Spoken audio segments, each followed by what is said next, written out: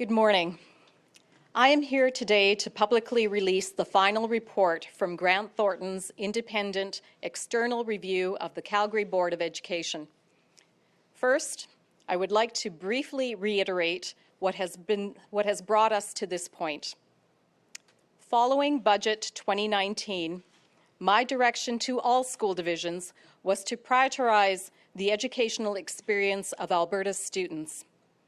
With a budget of $1.2 billion servicing approximately 130,000 students, it was my expectation that the leadership of the CBE would direct funding to the classroom and ensure that it made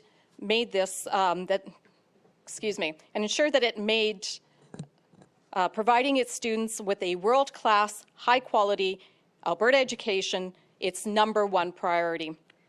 Unfortunately, decisions made by this board in the weeks following the budget led me to believe they were not putting students first. The board's decisions following Budget 2019 were another example in the CBE's history of questionable, irresponsible decision-making when it comes to financial decisions and governance. For example, in the 2010-2011 school year, the board locked themselves into an expensive 20-year lease in which they are paying more in rent than it would cost them to purchase the building. In 2018, a provincial audit of the board found that it made a $9.1 million accounting error allocating office space costs as instructional costs. And in 2019, the board's leadership made the decision to end the contract of 300 temporary teachers, only to reverse the decision shortly afterwards. The board's short-sighted decisions following Budget 2019 resulted in me ordering this review. This is not a decision that I took lightly. As a former board chair and trustee myself, I am a firm believer in local school board autonomy. However, the decisions made by the board in the weeks following Budget 2019 left me no choice. Grant Thornton's review focused on board procedures, governance, and decision-making, effectiveness of financial management and internal control processes, funding and allocation of resources, including program delivery costs, control of public information, and specific cost centers, including head office lease options, staffing levels, and related compensation.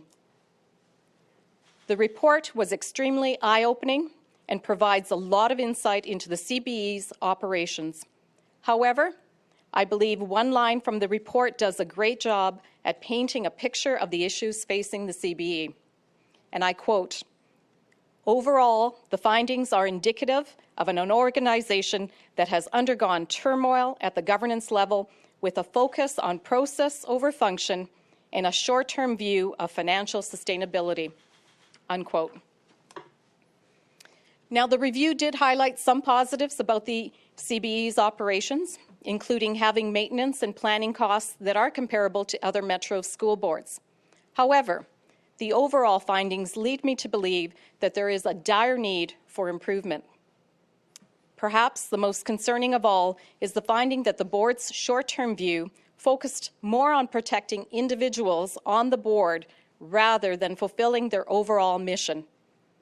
For reference, the CBE's mission is each student is in keeping with their individual abilities and gifts will complete high school with a foundation of learning necessary to thrive in life, work, and continued learning. It is troubling to me that the board placed more of an emphasis on self-protection than fulfilling that extremely important mission. As Minister of Education, as a former board chair, as a mother, and as a grandmother, it is clear to me that the culture of the Calgary Board of Education needs to change sooner rather than later. To ensure that action is taken, I am issuing a ministerial order directing the board to take action on 19 recommendations. The recommendations fall under the key themes of governance, the central office building, financial management, procurement and expenditures, communication, and staffing levels and compensation. The ministerial order takes effect immediately, and the Calgary Board of Education has until November 30th of this year to complete all of these recommendations. Let there be no mistake. I am taking the findings of this review very seriously, and the CBE's Senior Administration and Board of Trustees should as well. If the CBE fails to get their house in order by November 30th, I will have no choice but to dissolve the current Board of Trustees. Leadership starts at the top. I've provided the CBE with a path forward to address their systemic history of questionable decision-making and to demonstrate that they will start putting their mission ahead of protecting individuals on their board. The ball is in CBE's court. I hope that this Board of Trustees and their senior administration will rise to the occasion and set the organization on a new path of fiscal responsibility. The CBE owes it to their students, their parents, and all Calgarians to course correct. It is my belief that the timeline we have provided has given them the time they need to do so. And I will now take questions. All right, so my understanding is that there is someone in the queue. So moderator, could you please put forward the first caller? First is Adam McIver with Global News. Go ahead, Adam. Good morning, Minister. Morning. Taking a look at some of these recommendations here in the report and the date of November 30th, are you confident that the board and Board of Trustees will be able to move forward with these recommendations, especially with what's been going on with at-home learning and everything going on with COVID at this point? Yes, I would not have put that date if I didn't feel confident that these recommendations are reasonable and the time frame is allowable. I debriefed with the board yesterday and was encouraged to hear that they have already started to act on some of these recommendations. So yes, I do believe that the time frame is adequate. And do you have a follow-up, Adam? Not right now, thank you. Okay. Moderator, could you put forward the next caller, please? Next is Rick Bell with Calgary Sun. Go ahead, Rick. Good morning. I was around way back when Dr. Lyle Oberg and the Klein government fired the CBE a generation ago, and the board supporters at the time said were suggesting that if only the CBE had more money, that there wouldn't be the problems there are.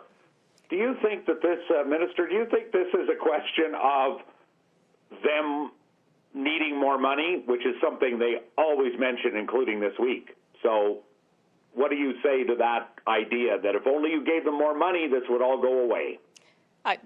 I would disagree with that statement wholeheartedly. I don't think there is enough money that they would continue to overspend unless they get down to the root cause of their problems, which I do believe is highlighted in this report. There are systemic issues with their governance and with the way that they're managing their finances, and that has to be dealt with.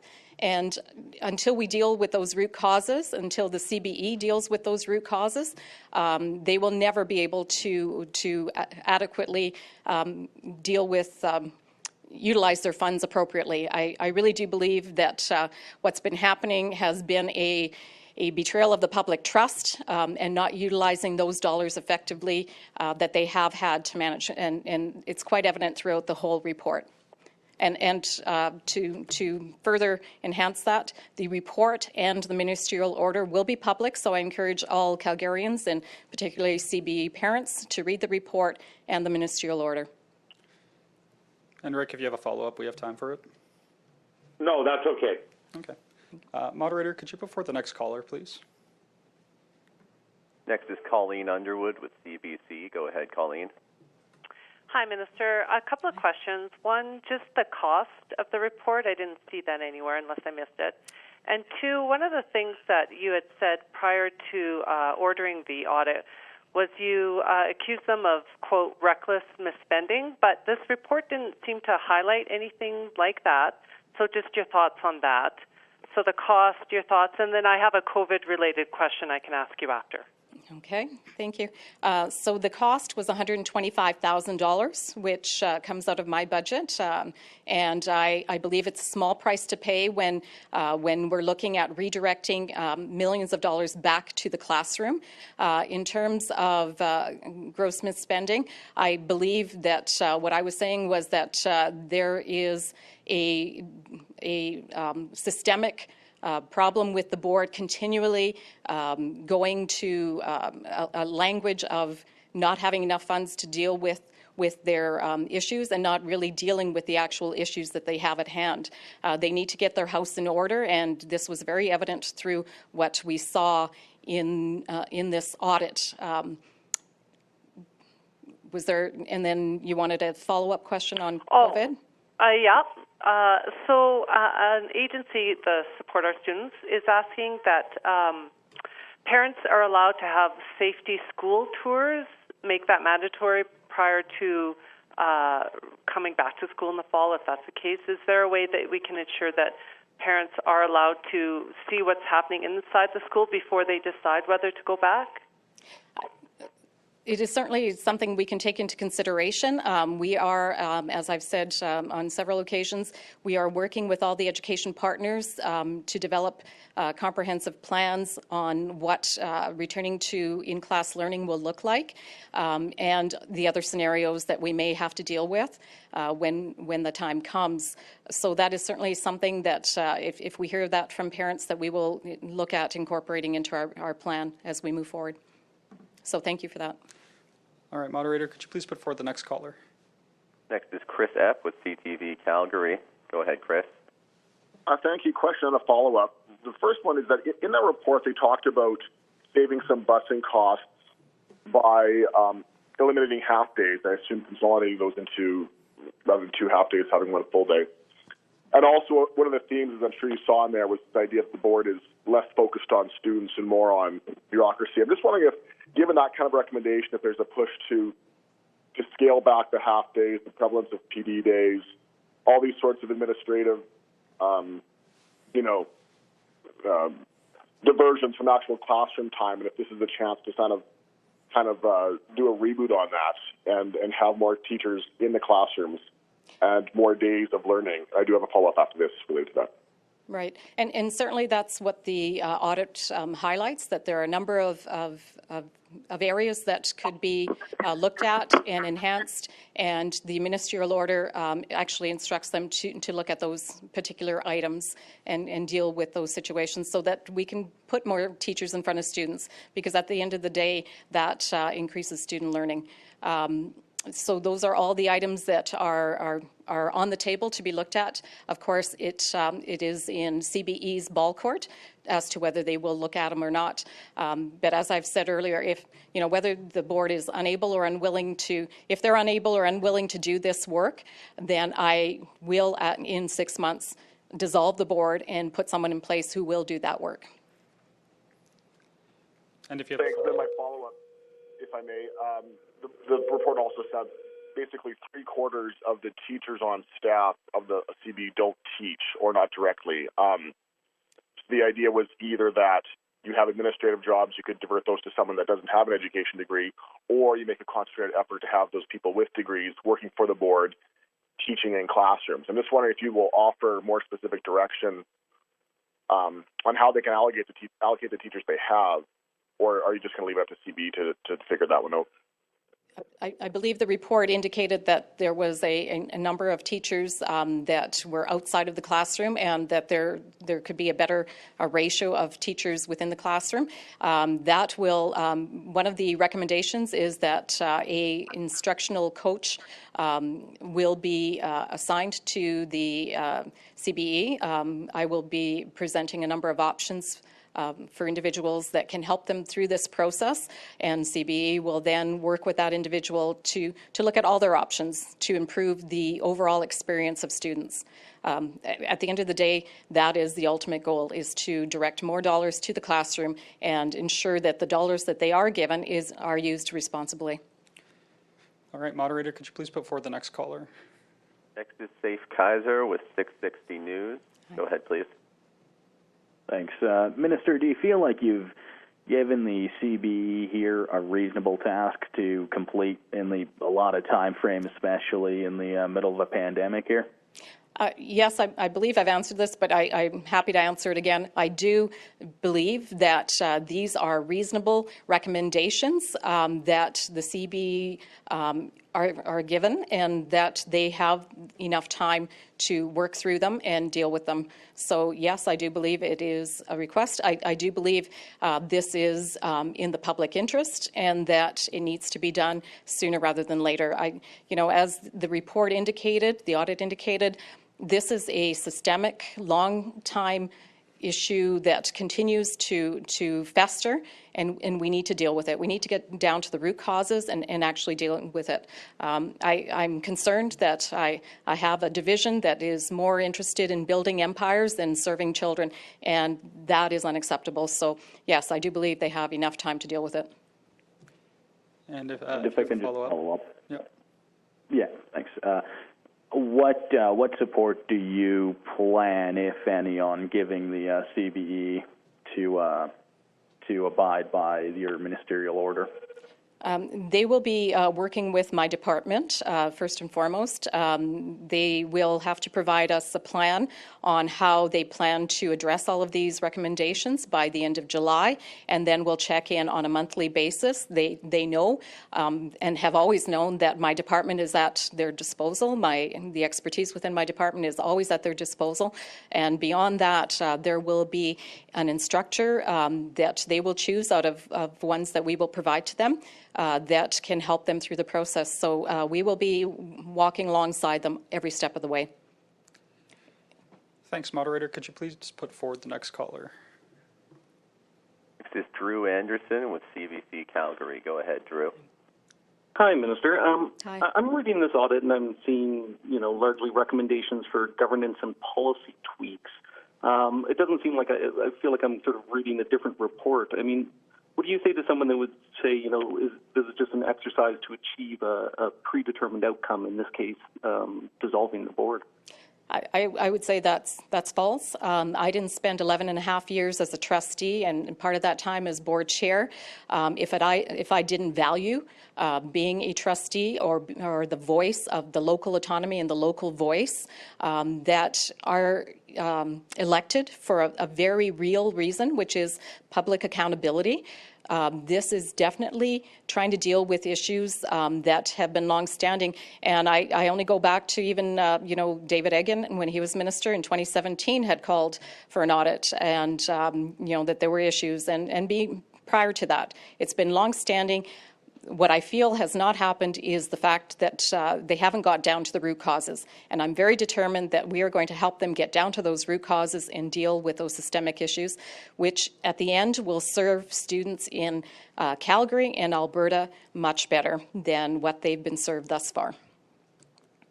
And when you say long-standing, does that stretch back into previous iterations of this board, or are you referring directly to the current elected board? I believe it refers back to previous iterations, because some of the decision-making that was done, particularly surrounding the administrative building, goes back to previous boards. But that being said, this current board has had 2.5 years to project a positive path forward, and that has not happened. So as of today, we will start on that positive path forward.